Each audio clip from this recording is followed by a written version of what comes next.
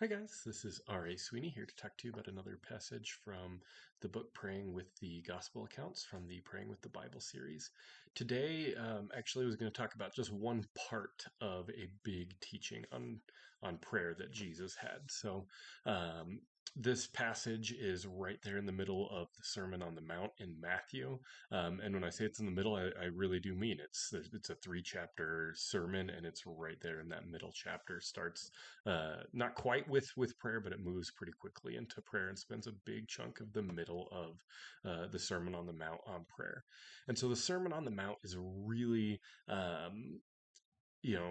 the way Matthew presents his account of the gospel. You've got all this like announcement and coming of Jesus, and then the very first thing he does is he starts describing what the kingdom of God is like and what his mission is and those sorts of things. So it's kind of him announcing his purposes and his will and desire and things like that. um, and so this is, really outlining what new creation is supposed to be like, what relationship with God is supposed to be like. And at the very center of that, and I don't think accidentally at the very center of that, is prayer. And so obviously a very, very, very important passage on prayer. It's the biggest teaching on prayer, I think, anywhere in the accounts of the gospel. So pretty interesting there.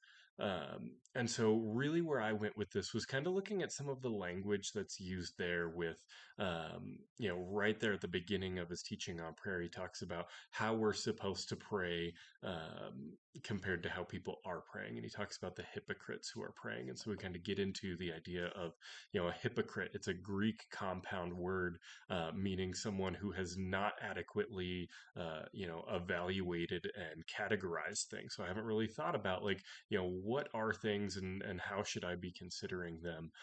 What category should I be placing things in? So it's someone who has not done that enough. And I actually think the passage that leads up to this passage on prayer really illustrates the idea pretty well, which that portion is not specifically on prayer. That portion is on, acts of charity and things like that. But again, it's the same sort of idea of not being a hypocrite. And so when you look at the Greek there, it's talking about when you're doing acts of loyal love from the Hebrew word chesed, which is a love that is not necessarily inspired by the merit of the one receiving the love. So I'm going to show you love because you're beloved by someone that I love, sort of deal. So even though I might not have that relationship with you, we both have a relationship with someone else, and that person has merited how I'm going to treat you.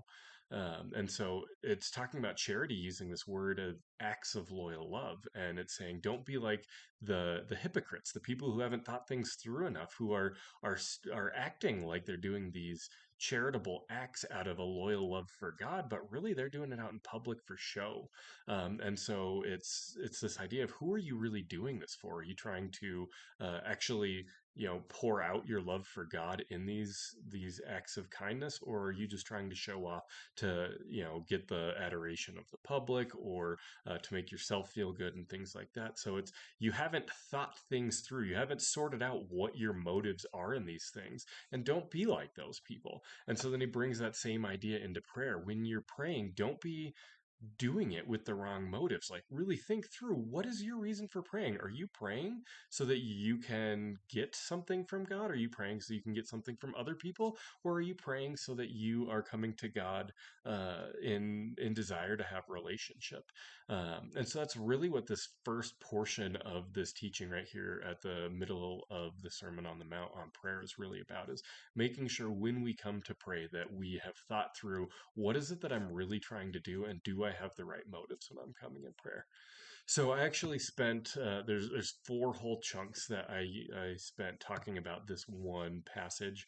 So we'll dive a little bit deeper in next time into what's going on with this big block of teaching on prayer. But for now, that's kind of how Jesus opened up his teaching on prayer in the Sermon on the Mount. Hope that was a blessing. Thanks, guys. See you next time.